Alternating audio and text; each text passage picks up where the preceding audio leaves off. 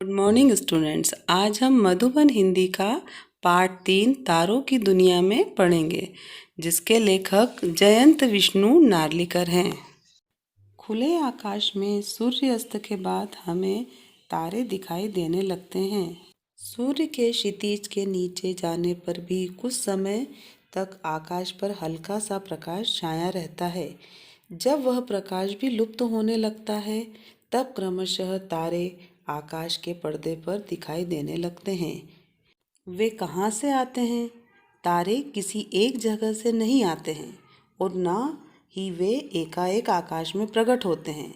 वे अंतरिक्ष में मौजूद रहते हैं, पर सूर्य की चमक दमक के आगे उनकी चमक फीकी पड़ जाती है और वे दिन में दिखाई नहीं देते।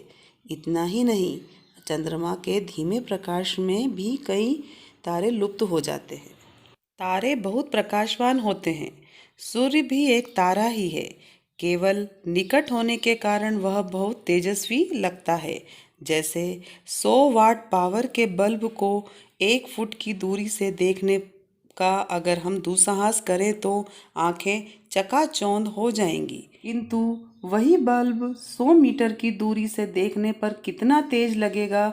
इसी प्रकार आकाश में दिखाई देने वाले तारों में कई तारे सूर्य से भी कई गुना प्रकाशवान हैं, लेकिन बहुत दूर होने के कारण वे मंद लगते हैं और चंद्रमा का प्रकाश भी खुद उसका अपना नहीं है, बल्कि सूर्य का बिखराया प्रकाश है, सूर्य से ग्रहण किया प्रकाश है। प्राचीन काल से तारों का अध्ययन करने वालों ने कई महत्वपूर्ण बातें देखीं। उन्होंने देखा कि अधिकांश तारे सूर्य की तरह पूर्व से उदय होकर पश्चिम दिशा में अस्त होते हैं, पर एक तारा ऐसा है जो कक्षा में घूमने के बजाय स्थिर नजर आता है। वही है ध्रुव तारा, जिसको हमारी पौराणिक कथाओं में बहुत महत्व दिया गया है। राजा उत्तानपाद की 2 रानियां थीं, सुनीति और सुरुचि, जिनमें सुरुचि उन्हें अधिक प्रिय थी। एक दिन सुरुचि के पुत्र उत्तम को अपने पिता की गोद में बैठे देखकर सुनीति के पुत्र ध्रुव ने भी वहां बैठना चाहा, परंतु सुरुचि ने उसे वहां से जबरदस्ती हटा दिया।